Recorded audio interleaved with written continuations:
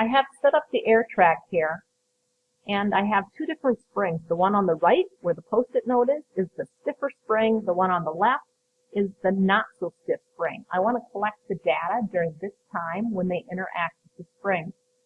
So I'm going to get the data collecting here, and we'll look at the force versus time when they interact.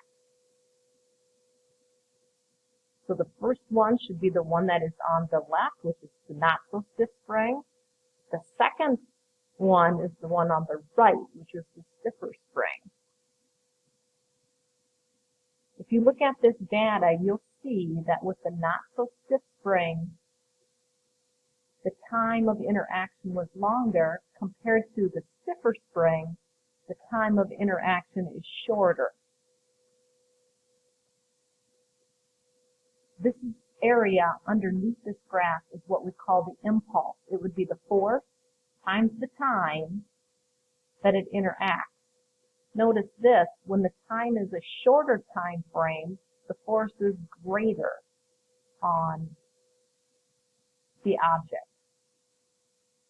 Whereas when the time was a longer time, the force is lesser. If you notice on the video, you would have noticed that the spring that is not so stiff, it would have had a greater change in displacement compared to the spring that is stiffer. The change in displacement is less. So this little interaction is showing us how impulse is related to the change in momentum. So the change in momentum is the mass times the change in velocity.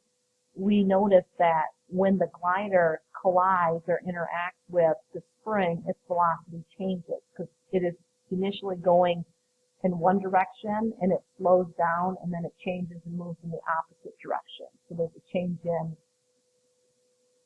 velocity at that time. And so this area that is underneath the graph here is what we call the impulse, the time that that force is applied. And we'll notice here we have the time that the force is applied, but the force is greater because the time is shorter. So this has to show us, why do they put airbags in cars?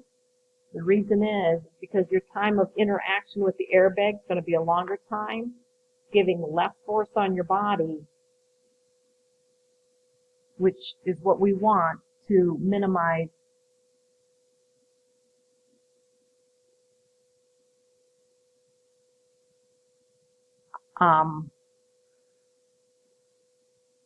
damage.